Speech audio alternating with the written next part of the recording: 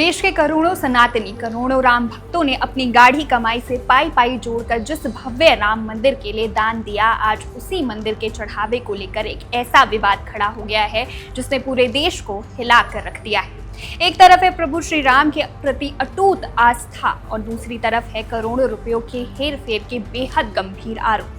दावा छोटा मोटा नहीं है। दावा है कि राम मंदिर के लॉकर से यानी कि दान पेटी से लगभग 200 करोड़ रुपए कैश और सोने चांदी के गहनों से भरे बक्से गायब हो चुके। क्या सच में आस्था के इस सबसे बड़े केंद्र में कोई बड़ा खेल चल रहा है? क्या रामलला के चढ़ावे में सेंध लग चुकी है? आज इस पूरे सस्पेंस की परत दर परत हम आपके सामने खोलने जा रहे हैं। इस पूरे मामले में आज सबसे बड़ा सियासी धमाका किया है आम आदमी पार्टी के संयोजक अरविंद केजरीवाल ने। केजरीवाल ने सोशल मीडिया पर एक वीडियो जारी कर सीधे राम मंदिर ट्रस्ट के महासचिव चंपत राय पर तीखे तीखे बाण चलाए। केजरीवाल का सीधा सवाल है, जब मंदिर का पूरा मैनेजमेंट, सारा अधिकार चंपत राय के पास है, तो इतनी बड़ी चोरी के आरोपों के बाद भी उन्हें पद से क्यों नहीं हटाया गया? सुनिए केजरीवाल ने क्या दावा किया है। राम मंदिर में अरबों रुपए के चढ़ावे की चोरी हो गई। बता रहे हैं कि लगभग 200 करोड़ रुपए का तो कैश चोरी हो गया। आप जाते हो ना मंदिर, आप पैसे चढ़ाते हो भगवान जी के सामने, हीरे जवाहरात चढ़ाते हो। लगभग 200 करोड़ रुपए का तो बताते हैं कि कैश ही चोरी हो गया। कई सारे हीरे जवाहरात के बक्से चोरी हो गए। इसकी वजह से जैसे जैसे बात फैलती जा रही है, हर राम भक्त, हर सनातनी बहुत ज्यादा दुखी है। मैंने बहुत लोगों से बात की, लोगों के मन में बहुत सारे प्रश्न हैं कि ये क्या हो गया, लेकिन मोटे मोटे तौर पे 5 प्रश्न निकल के आ रहे हैं।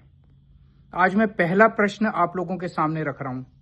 अगले 2-3 दिन में बाकी प्रश्न भी आपके सामने रखूंगा। इस मंदिर को एक ट्रस्ट चलाता है और उस ट्रस्ट को प्रधानमंत्री कार्यालय द्वारा बनाया गया था। इस ट्रस्ट में एक व्यक्ति है चंपत राय। चंपत राय जनरल सेक्रेटरी है, वो सर्वे सर्वा है, पूरा मैनेजमेंट उसके हाथ में, वही मंदिर चलाता है। सबसे ज्यादा आरोप उसी के ऊपर लग रहे हैं। कौन है चंपत राय? कहां से आया ये? क्या चीज है ये? ना कोई संत है, ना कोई महात्मा है। कौन है? किसका आदमी है ये? बड़े बड़े नाम लिए जा रहे हैं, इसका आदमी है, उसका आदमी है, उसका आदमी है, बड़े बड़े नाम लिए जा रहे हैं। कौन है चंपत राय? और सबसे बड़ी बात है कि इतनी बड़ी चोरी की घटना हो गई, उसके बावजूद अभी तक मंदिर उसी के हाथ में है। उसे अभी तक हटाया नहीं गया। अभी तक मंदिर वही चला रहा है।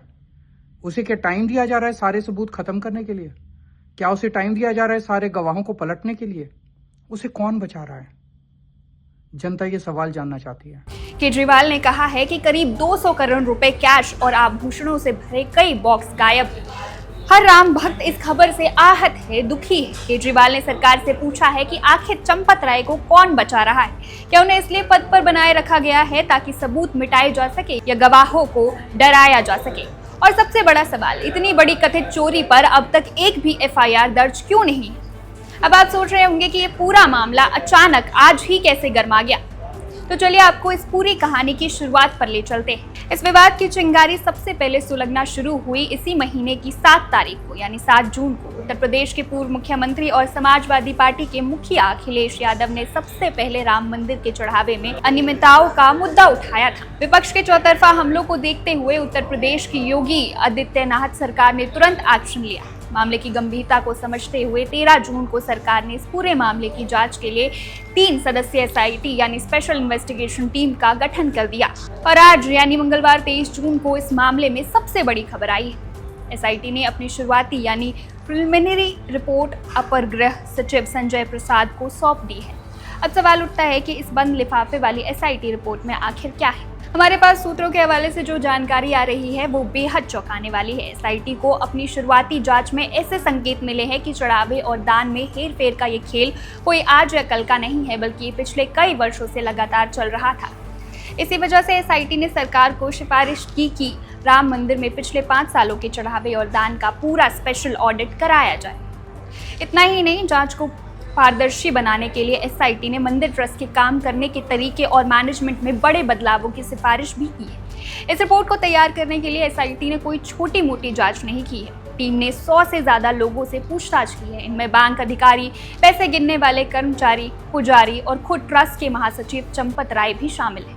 सूत्रों के मुताबिक एसआईटी ने चंपत राय के बेहद करीबी और पुराने सहयोगी रामशंकर उर्फ टीनू यादव से कई बार लंबी पूछताछ की है। टीनू यादव के करीबियों और रिश्तेदारों पर भी जांच की आंच पहुंच चुकी है। एक तरफ जांच चल रही है तो दूसरी तरफ ग्राउंड पर भी हड़कंप मचा हुआ है। विवाद के बीच राम मंदिर ट्रस्ट और संबंधित बैंक ने मिलकर एक बहुत बड़ा कदम उठाया है। मंदिर में चढ़ावे की नकदी यानी कैश गिनने के काम में लगे 40 पुराने कर्मचारियों को तुरंत प्रभाव से इस काम से हटा दिया गया है। जी हाँ, 40 कर्मचारियों को हटाकर उनकी जगह एक नए स्टाफ को तैनात किया गया है। अब अगर सब कुछ ठीक था तो अचानक 40 कर्मचारियों को क्यों बदला गया? क्या ट्रस्ट को ये भी भनक लग चुकी थी कि अंदर ही अंदर कुछ गड़बड़ चल रही है? इसके साथ ही सिंधी समाज की तरफ से भी एक बड़ा और हैरान कर देने वाला दावा सामने आया है। समाज का कहना है कि साल 2021 में उन्होंने मंदिर निर्माण के लिए 200 किलो चांदी की ईंटें दान की थी, लेकिन आज तक उन्हें उसकी कोई रसीद ही नहीं मिली। अब सवाल ये है कि वो 200 किलो चांदी की ईंटें आखिर सरकारी रिकॉर्ड में दर्ज क्यों नहीं?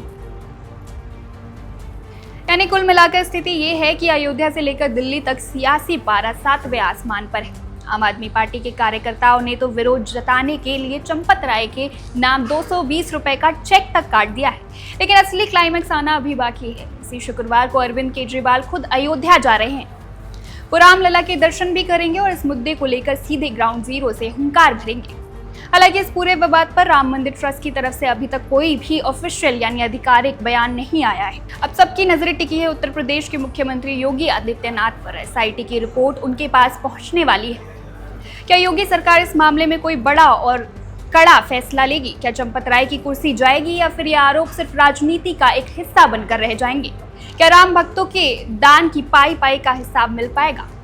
इस महाविवाद से जुड़ी हर एक इनसाइड स्टोरी, हर एक अपडेट हम सबसे पहले आप तक पहुंचाते रहेंगे। आप देखते रहिए वन इंडिया हिंदी।